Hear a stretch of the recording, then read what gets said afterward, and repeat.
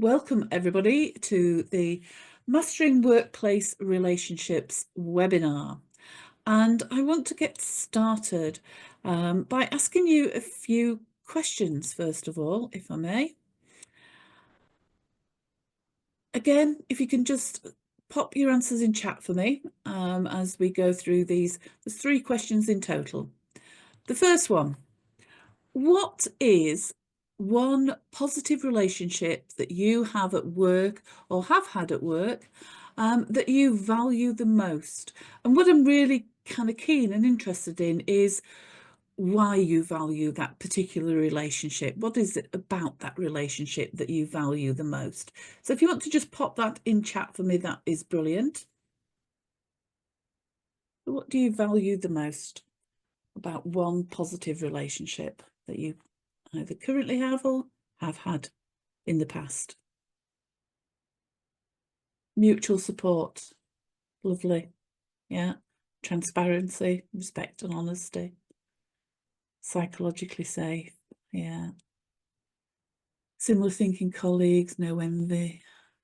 Collaborative. Okay. Thank you. Okay, question number 2.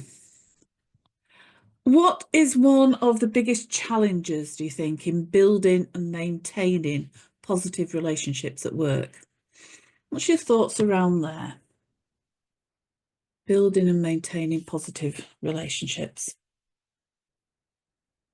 Do you think some of the challenges are? Either personally or just general challenges? Time, conflicting time, yeah. And job roles change. Absolutely. Okay. And last but not least, how often do you proactively invest time in building relationships with colleagues? Daily, weekly, monthly, or rarely? Just pop A, B, C, or D in. Yeah, B's. We're all B's at the moment. Lovely. Okay. Well, thank you for that. Thank you for sharing your thoughts and getting involved. So for those of you who perhaps don't know me, my name is Michelle MacArthur Morgan and I am the founding partner and creator of the Jigsaw Discovery Tool. And my career started off too many years ago now in the hospitality sector, working originally in operational and then moved into kind of leadership positions before moving into learning and development some 25 years ago or so now.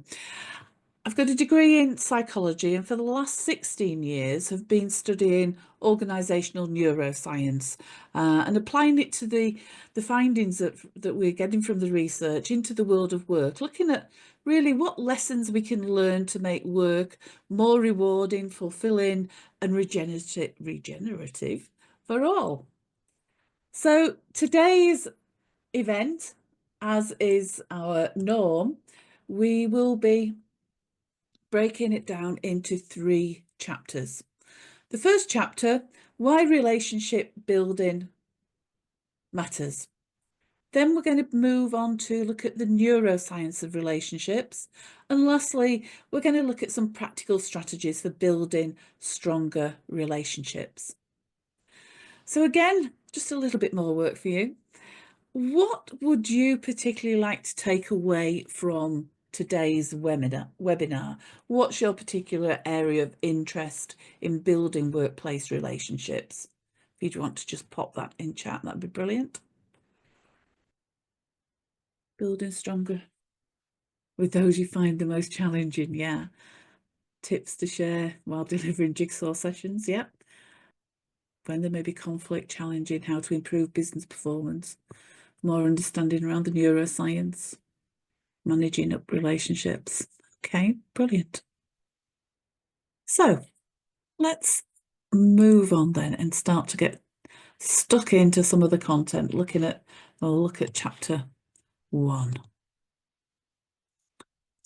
Here we go, chapter 1, why relationship building matters. Never before has relationship building in the workplace been so important, and never before has it been as hard as it currently is. So I just want to take a few minutes just to kind of really explore this.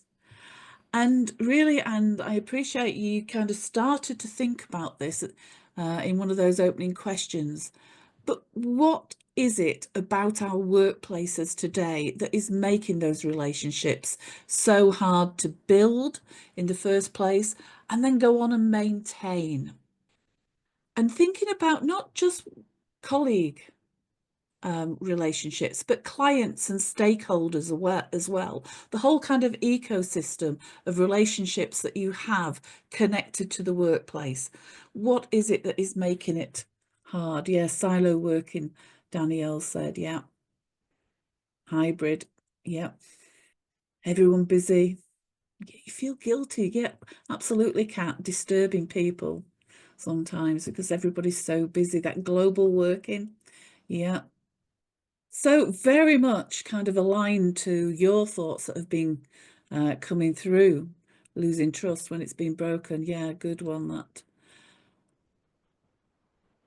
Some of the kind of the reasons why it's more important than ever and why it is so hard is that increased complexity of work, the increased interdependence, the actual complexity of projects, and the having to work across kind of geographical boundaries, the kind of the need for that seamless collaboration and coordination across functions, um, increased remote and hybrid working, employee expectations of their experience. Employees nowadays expect to have a positive experience at work.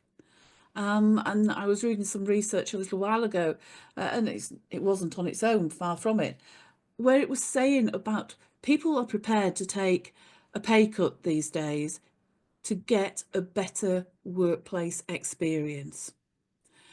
The need for innovation and collaboration, yep, that very much has increased over the last few years. And of course, then we've got good old technology as well, which whilst it helps us and it can facilitate communication, it can also create a distance. If we think that, and a lot of people certainly involved in kind of remote working, hybrid working, that kind of physical proximity is not something that we can rely on anymore. Not necessarily other people. Are we going to be able to turn to the person or, go across the office to actually have that face-to-face communication? And so we're actually losing quite a lot of that genuine connection that we've got used to having with people, really. So if we look at some of the positive the impact of positive relationships. And I'm sure these are all things, I'll just bring them up for you. Things that, yeah, we'd expect. If we've got positive relationships, then yes, we're going to get employee engagement and motivation. We're going to see increased team performance, collaboration, that all important innovation, creativity. And in conclusion, I think it's just, it's no longer a nice to have relationships, positive relationships in the workplace. They're actually now essential for success. And obviously, the opposite is true as well. When workplace relationships are poor, then that's when we're more likely to see those increased conflicts and fallouts, workplace bullying, low team morale, poor levels of customer satisfaction, and lower levels of productivity, really. So just going to stop there, just literally for a minute, just to give you time to reflect upon the information we've discussed so far about the importance of workplace relationships, the things that make them hard, and also thinking about your own organisation and the quality of relationships within your own organisation, perhaps the quality of relationships that you have with your colleagues, your team members, with your line manager, with your clients, with your stakeholders. Could they actually be better? What could you do to make them perhaps even stronger? And if any key kind of thoughts or takeaways that you've got around that by all means, feel free just to pop it into chat for us. So just that reflection about your own relationships in general within your organisation. Could they be better? What could you do to make them stronger? Yeah. Having to work harder at communication and connections, yeah, because of all the reasons we said, that lack of time, the silo working, the remote working. More active listening, yeah. And the key there, very much, Danielle, being active listening. And we're going to touch on that a little later.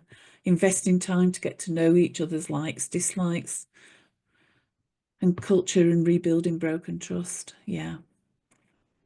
Time to listen, understand others' perspectives. Yeah. Acknowledging mistakes. Absolutely. Lovely. Thank you for sharing those thoughts. That's great. So let's move on now to chapter 2 and look at some of the science, because workplace relationships are not just social interactions, they're deeply rooted in our biology. And neuroscience can provide us with some valuable insights into how our brains function in social settings, helping us to understand the kind of the underlying mechanisms of connection and trust and collaboration. So the key regions of the brain, a couple of key regions in the brain that are actually involved in workplace relationships. The first one, our prefrontal cortex, PFC, as it's often referred to, and that sits immediately behind your forehead. And the prefrontal cortex is where all our higher level cognitive functions, such as decision making, planning, and managing of our social behaviour. It plays a crucial role in understanding social cues and regulating emotions and controlling those impulses, which obviously are essential for effective workplace interactions. The other part of the brain is the amygdala. Now, the amygdala is based very much in the kind of deep down in the core of the kind of the brain. It's a little, very small kind of almond shape part of the brain. And the amygdala, sometimes referred to as our brain's fear center, because it's involved in processing emotions, particularly fear and anxiety. And in social situations, it helps us to assess potential threats and then react accordingly to it. Now, if we get a hyperactive amygdala, if people don't feel safe in the working environment, psychologically safe as well as physically safe, then that can lead to a hyperactive amygdala. And a hyperactive amygdala can lead to heightening our stress and anxiety, which again hinders effective communication, collaboration, and building of those strong relationships. Something else that we've learnt from science is about a specialized type of brain cell called a mirror neuron. And they play a crucial part in social interaction and relationship building. Now, these neurons fire both when we perform an action ourselves and when we observe someone else performing the action. This means that mirror neurons actually allow us to essentially mirror the actions and the emotions of other people. Now, that's essential for empathy and understanding. And when we see someone else experiencing emotion, such as, let's say, joy, sadness, then our mirror neurons fire in the same way as if we were experiencing that emotion ourselves. And this allows us to share in and experience the emotions of others, which again is essential for that strong bonds, building strong relationships and bonds. Another function for mirror neurons is they play a role in imitation and learning. When we see someone else perform an action, our mirror neurons fire, and that allows us to simulate that action in our own minds. And that can help us to learn new skills and behaviours, which can obviously be beneficial then, both in our personal and professional lives. And finally, mirror neurons help us to understand the intentions and motivations of others. Because when we simulate the actions of another in our own mind, it can help us to understand why that person is doing what they're doing. It allows us to understand the other person's perspective. So in conclusion, mirror neurons allow us to empathise with others, to imitate their actions and understand their intentions, which again are all helping us to build these deeper level connections. There are also 3 key neurochemicals involved in workplace relationships. The first one, oxytocin, often referred to as a love hormone. And oxytocin plays a crucial role in bonding and attachment. It promotes feelings of trust, cooperation, and social connection. And oxytocin is released when we have these positive social interactions with one another. When we give someone a hug, now I'm not suggesting we all go around hugging one another in the workplace, a handshake, or even just positive eye contact actually triggers the release of oxytocin. The second neurochemical, dopamine. Now, dopamine is associated with reward and motivation, and that's released when we experience something as being pleasant, or we perceive something as being pleasant or positive, such as receiving praise or recognition. And the last neurochemical at work is cortisol.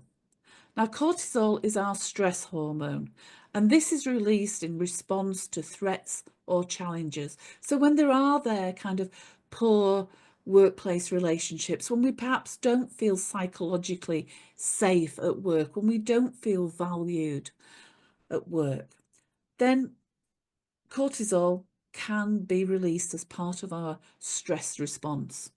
And high levels of cortisol can impair our cognitive function, decision making, emotional regulation, and that then can go on to have a negative impact on our relationships. And here in the science, there's one kind of other thing I just want to touch on, because it does play a major part, or it certainly has a big influence, can have a big influence on our workplace relationships, and that's in-group, out-group. Because in-group, out-group can lead us to favouring people we perceive to be similar to ourselves and discriminating against people we perceive as being different and belonging to our out-group. So when we perceive an individual as being part of our in-group, then they tend to get more support from us. They perhaps, if they're one of your team members, they perhaps get better opportunities from you. They're perceived as being more favourable. We tend to kind of downplay their mistakes and upplay their strengths and their contribution. People that we perceive, though, as being part of our out-group, these are the people that we're more likely to have a negative bias towards, and we tend to discriminate if we're not careful. So they may be subject to negative stereotyping. Their strengths may be overlooked or downplayed, but their weaknesses and any mistakes they made tend to be played up. So those negative biases associated with the outgroup tend to lead to increased hostility and conflict within the organisation. There's reduced trust, collaboration, morale, engagement decreases. And the other big thing as well is it also can limit our diversity of thoughts. So as an organisation, we can be missing out on some of that diversity, innovation and creativity that we get when we value the diversity, differences within a team.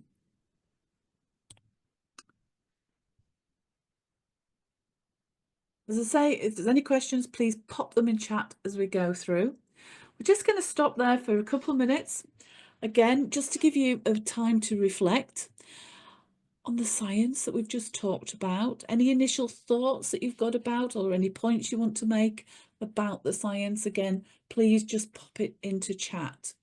But just thinking about, how do you trigger some of those neurochemicals, perhaps? How psychologically safe do your people feel? Are you triggering the cortisol, or do people feel safe? And is it a pleasant, enjoyable experience so that you're firing the kind of the dopamine? Really interesting finding out about the 3 chemicals. Yeah. The chemicals are all things that we can actually trigger in other people. That's the kind of key thing for it, remember, if we can create the right environment for them. Do you see much in-group, out-group at play? Some like to know, yeah. Ignoring those biases, absolutely. Any tips on triggering the right types of dopamine and positive challenge? Yeah, we're going to move into in James, in the 3rd chapter, coming shortly. We're going to look at how we build these positive relationships. And if we do some of the things that we'll talk about, then that will trigger the right types of dopamine. Is it just being conscious of the in-group, out-group syndrome to overcome it, or is there anything else that you have to do to overcome that? I think as far as in-group, out-group goes, my starting place would be raising the awareness of unconscious bias, and perhaps developing some kind of learning intervention around unconscious bias. It's valuing and kind of openly acknowledging and valuing, even going to the point of rewarding difference, and that kind of valuing of difference, should I say, within the workplace. Open, honest communication about differences in the workplace as well would be some of my kind of initial thoughts there, Mark. Okay, so let's look at chapter 3 then. So some of the kind of practical strategies to support the development of stronger workplace relationships. And we're going to start off with some of the kind of, I call them the basics, because these are the things that we need to be doing now and need to be aware of, and they need to be part of embedded into our culture, really. And again, if we do these things, we will be promoting that release of dopamine and oxytocin, just by doing these kind of actions. So the first thing, empathy and perspective taking. By understanding and acknowledging the perspective of others, it helps us to build those strong connections. It helps us to avoid or resolve conflicts much more effectively. Now, perspective taking is very, very important. And it's when we are doing true perspective taking, it's thinking of the other person's thinking. So it's thinking about the other person's thinking rather than their feelings. And that's what separates it actually from traditional empathy. So empathy is understanding their feelings, how they are feeling in the situation. Perspective taking is more about understanding their thinking. Okay. And that's something that we need to be very much kind of starting to embed, and just taking that time, not only to think about their feelings, but also their thinking. Mindful communication. Now, I appreciate not everybody wants to be a mindful practitioner and spend 20 minutes, half an hour plus every day in mindful meditation, but we don't have to. Mindful communication is about just being present in the moment, giving your full attention to the people you are with, the people that you are interacting with. If we give them that full attention, not only will we hear what they're saying, but we can also pick up on their non-verbal communication. And we can actually check that their non-verbal communication, their facial expressions, their body language, their tonality is actually congruent with the verbal message. Because if they're incongruent, then there's something that you need to dig deeper into, something you need to be aware of. Again, with mindful communication, we ask powerful questions and we actively listen and we allow space. Space for other people. Remember, we're all different. No two brains are the same. We all process things differently at different speeds. And some people need a little bit more space to think, to process the question, to process their own thoughts before they actually speak them. So allowing that space. And yes, silence can be quite uncomfortable for some people. And so some people, what they do is they just jump straight in if the other person doesn't immediately respond. But we need to try and kind of tame that a little bit and just be more comfortable allowing that space, that moment or two of silence. Positive reinforcements. Acknowledge and appreciate the contributions of others. Now, again, we need to think about how people prefer that positive acknowledgement and appreciation. Some people prefer much more public acknowledgement and appreciation. Other people prefer that just that gentle tap on the back, pat on the back kind of thing. Personally, for me, I like just that quiet one-to-one kind of appreciation. I hate big kind of ceremonies and, being called out and singled out in a group of people, etc. For me, it's that low appreciation. And I worked with one particular manager, and he very much, we had these kind of conversations. He knew my likes, my preferences. And so for me, he used to, if he particularly wanted to give me a pat on the back, let's say, what he did was on an evening, he used to go into my office, pop a post-it note on my desk and stick it on my desk somewhere that I'm going to see it first thing in the morning. And he'd just leave me a very simple little note. And that to me made all the difference.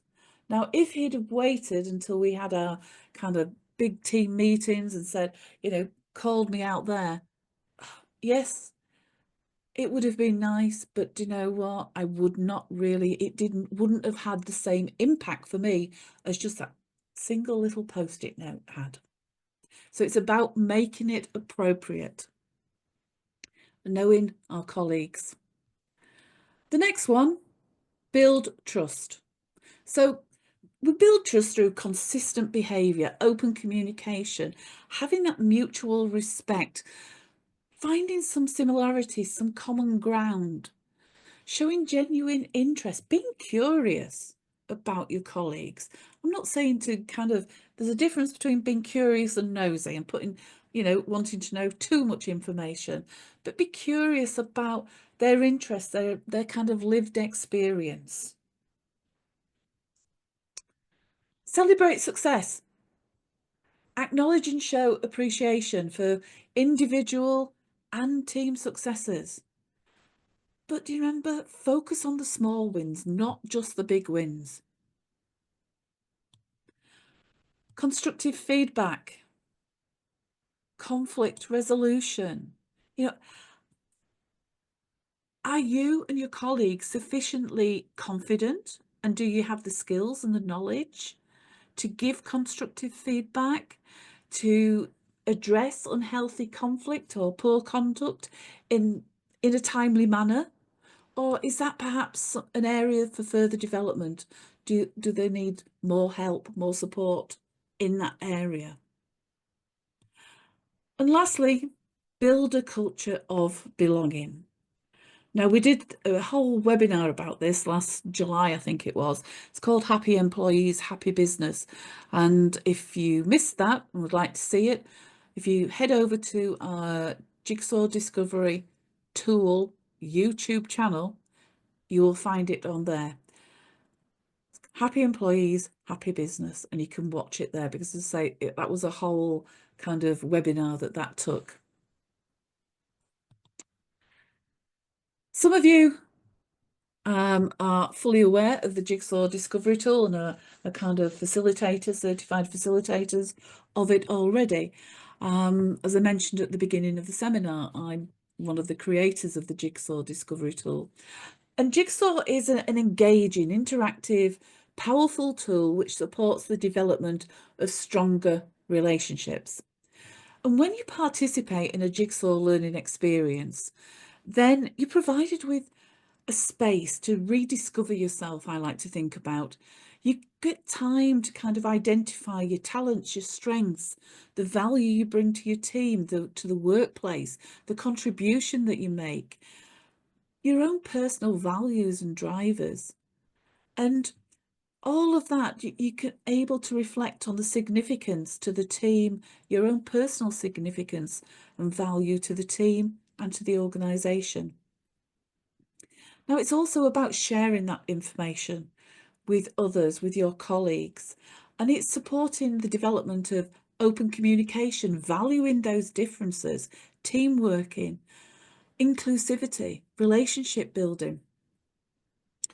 And the increased awareness and deep understanding that the learners actually gain during a Jigsaw session, it helps them to develop a real sense of connectedness with their work, with their personal values, with their work colleagues. They feel valued because their colleagues have an increased understanding of the contributions that they make to the team, to the work, and they appreciate their individual strengths and talents. It also encourages building strong and meaningful relationships where people are able to show up as themselves. They feel safe in the knowledge that they'll be accepted for who they are as an individual with their different talents and opinions and as part of the team. So participants discover a real sense of belonging and connectedness to both their work and the people. They get seen, they feel safe, and they're heard. And they're valued for who they are, which is exactly what we need for building and maintaining strong workplace relationships. If anybody wants to learn more about Jigsaw, then please drop me an email or visit our website. The details will be on the screen right at the end. So, and I want to take a moment for you to think about, and it's back over to you to do a little bit of work. Take a moment to think about one of the worst working relationships you have had. And I want you to think about, what did they say or do or didn't say or do? What did you say or do or didn't say or do? And then I really want you to think, and this is the kind of the key, what I'm really interested in, is what impact did that poor, bad relationship actually have on you? How did it affect your work? How did it affect the quality of your work, the boldness of the work, your risk taking? How did you feel about yourself? How did you think, did it alter the way that you thought about what was possible or not possible to achieve? And what impact did it have on your confidence? So it's what was said, what did they say or do or didn't say or do? What did you say or do or didn't say or do? And what was the impact on that? And that's what I'm really wanting to get to. I want you to think about, what impact did it have on both you as an individual and your work, the quality of your work, the risks that you were prepared to take as part of your work, your confidence levels. And then if you wouldn't just mind just popping a few thoughts into chat for us, just around that kind of impact. Right, Lindsay, thank you for sharing that. Ended up leaving the organisation. Cautious, on edge, yeah. Dreaded going into work. Confused and worthless, yeah. Courage to caution, open to close, brave to fearful. Nice, James, yeah. Impacted on your well-being. Yeah. Thank you for sharing that. Thank you for being so open. Amanda, Tim, yeah. Yeah. Nice something, yeah. Changes your perspective. Absolutely. Yeah. I did manage it responded to my idea. Yeah, absolutely. So let's change tempo a little bit now then. So we've seen that kind of impact, and thank you very much to everybody for sharing your experiences. And it's sad that we actually have to have these experiences in this day and age, but unfortunately, you know, we can see we all do, and we all continue to have some very poor working relationships. But if we could just kind of change the tempo, and this time exactly the same thing, but this time, you know what? We are going to think about a really strong, positive relationship that we have got or had at work, our best working relationship. And I want you to go through exactly the same thing. What did they say or do or didn't say or do? What did you say or do or didn't say or do? But what was the impact on you? How did it affect your work, the quality of work, the boldness, the risks? How did you feel about yourself? What about your confidence levels? What did you think was possible? And again, if you can pop that kind of your answers in chat, that would be absolutely brilliant. Empowered, love that word. Autonomy, felt you belonged, yeah. Bounced off one another, trust, value, confidence, motivated. Brilliant. Yeah. And again, thank you for sharing. So, James, the person who sees one. Yeah, they are absolutely amazing. So, last year, I actually attended the Association of Talent Development Conference. And one of the speakers there that really kind of impressed me. There were many speakers that impressed me. Well, not yeah, there were several speakers that impressed me, let me put it that way. And one of them was a gentleman called Michael Bungay. And he introduced his framework for relationship building, which I want to share with you now. And his framework is called he's great, James says, yeah. BPR, Best Possible Relationships. And that's what I want us to kind of, I'm just going to give you an overview of this, and I'll give you the link to his own kind of website as well. So if you're interested, you can certainly go on and look him up. So the first step is to think about all the people in your ecosystem. Your colleagues, your managers, collaborators, vendors, clients, all the workplace relationships, all the different types of relationships that you have, because these are all key people that can actually, depending on the quality of that relationship, as we have seen, influence your happiness and your success at work. And then we ask ourselves, how can I build the best possible relationship with them? Now, the key here is best possible. Ones that are great, how can we make them even better? Ones that are okay, how can you just move them on a little bit to make them great? And the ones that are not working, how can we make them just even 10 to 15% better? What difference would that actually make? Think if you could turn current unworkable relationships to being workable. Turn an impossible relationship to being bearable. Just think of the difference that would make. Now, there are 3 key attributes of a best possible relationship. The first one is safe. Do you feel psychologically safe? Do you feel able to speak out without fear of retribution or being mocked? Now, feeling safe is necessary, but it's not sufficient on its own. The second attribute, Michael calls vital, or what is sometimes referred to as kind of psychological bravery. That willingness to push the point, to say the things that others might not feel brave enough to say.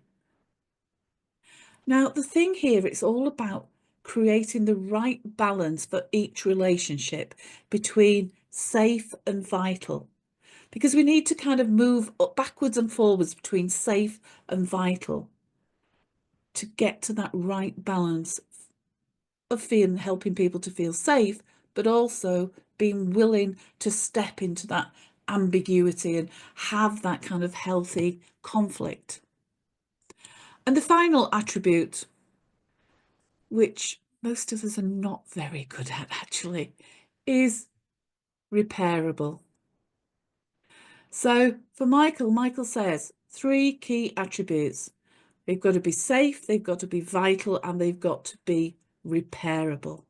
But unfortunately, all too often, our good old fight or flight survival instinct kicks in and it actually hinders that repairing of relationships. So let's take a look at the kind of the BPR in practice. The first thing we need to do is change the way we think about work and our relationships with our colleagues, clients, leaders, etc. And we need to start to ask and answer quality questions about how we work together rather than what we work on. Just think about yourself in this situation. Most of us tend to be drawn to the work. We get stuck into planning what needs to be done. And then we just get on with it without really stopping to establish how are we going to work together. Now, if we take time to ask that, how are we going to work well together? What that does is it enables individual strengths to be valued, those differences to be valued. And that can then lead to kind of avoiding some of those pitfalls in the future, some of those unhealthy conflicts perhaps in the future. And the key thing here is to remember to let the relationship drive the work, because work happens through people, and that's the key. And one thing that we tend to overlook, and often it comes back to all those things that you told me about at the beginning, that lack of time, the pressure that's on us in the workplace, the stress and anxiety, which actually hinders our best decision making and our best thinking, that actually all these things are hindering developing this best possible relationship. There are five key questions that you ask, you answer, and you discuss together. Now, the first question is about your strengths. And you need to ask yourself these questions, come up with the answers, and then share these with the people that you're working with. And they need to do exactly the same. So you can share them, get to know one another. So you ask questions of yourself like, when do I do my best work? You ask your colleagues, when do they do their best work? What does actually best look like to you? Because of course, yeah, you know, doing your best work is very subjective. So what does best actually look like to you? What do you know to be true about your own behaviour? How much risk are you comfortable with? What projects and type of tasks do you really shine at? So those are just a selection, a flavour of the types of questions we need to be asking ourselves and answering and sharing. The second question is around our preferences and working practices. Now, our working preferences and practices are things which often we more or less take for granted. We feel are relatively minor. We might even assume that they're the same for everybody. They're kind of true for most people. But again, what we mean here is it's those little things that make the big difference. So how do you actually pronounce your name? What pronouns do you prefer? How do you prefer to be communicated with? What constitutes a good meeting for you? Do you prefer to stop and take a lunch break or not? Do you prefer virtual or face-to-face meetings? So there's the kind of the minor or relatively minor detail. We discuss, think, discuss, and share. So we're really starting to get to know people.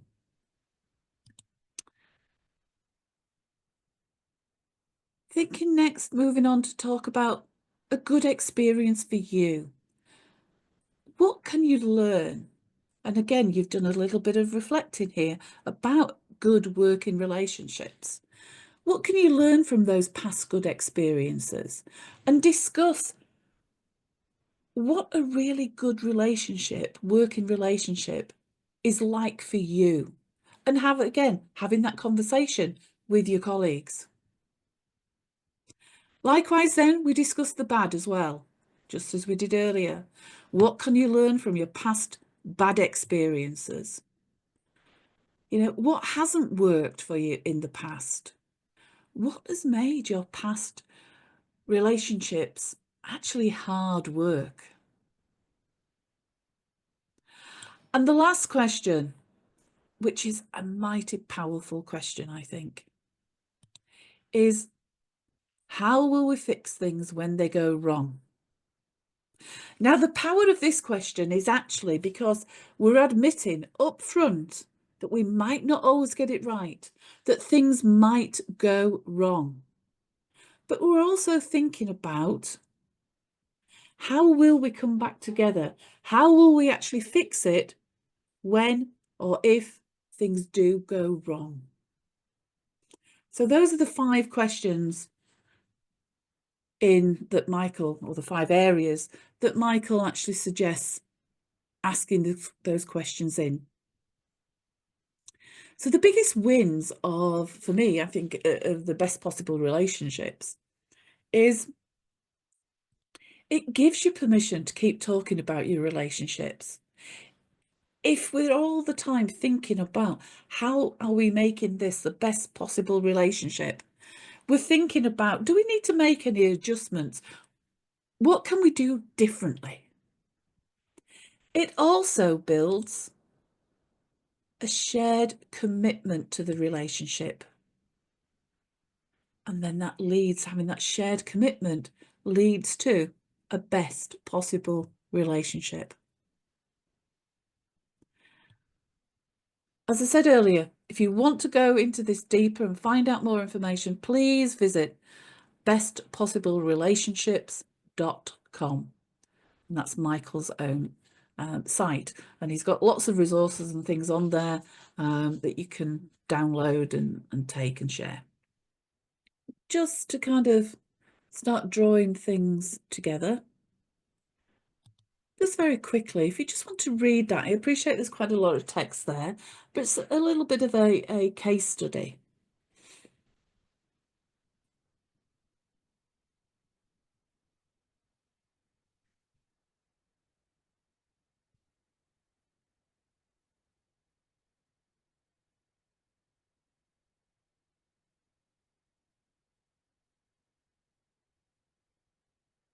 So I'm sure that you will kind of easily pick up, you know, relationships were not great. So what I'd like you to do now, just for the last couple of minutes, is think about if you were to advise the management team in this organisation, what kind of advice would you be giving them about how they could go about starting to improve their workplace relationships? And just pop your kind of any thoughts you've got into chat. That would be good. What are some of the practical things they could start to do? Continuous improvement culture, yeah, cross-team working, meetings, frequent communication, shared things, yeah. Better collaboration, respect, absolutely. Ensure everyone has a voice, yeah. Back to basics, yeah, absolutely. Yeah, frequent, regular comms. Yeah. I think for me, one of the things, obviously, apart from things that you've already kind of mentioned on there, one of the things that I always think about is looking at the capabilities of team leaders. How do they actually address conflict? Do they address conflict? Or is it the case of that the team leaders, managers themselves, etc., don't have the confidence, the skills, the knowledge, and are not addressing conflict in a timely manner? How do they address poor performance? Do they deal with that, or is it allowed just to kind of continue? And that would be one other thing that I'd kind of add to all your ideas on there of better collaboration, frequent communication, cross-team working, collaboration, respect, ensure everyone's got a voice, back to basics, and frequent, regular communications with a common shared goal. Okay, that's great. Thank you. So just as we close, just to take one last minute, what one thing will you take away from today? What's just one thing that you're going to take away from today? What insights have you had? BPRs, yeah. Well, do visit the website. Yeah, Michael Bungay. Yeah, look him up for sure. He's absolutely great. I'm sure you'll find him on YouTube as well. Yeah. A reminder of the unconscious bias. Yeah. Impact of neurochemicals. Think about what others are thinking, not necessarily feeling. Yeah. Yeah. Brilliant. Okay. So thank you very much for joining us today. If anybody has got any questions, I am more than happy to answer them.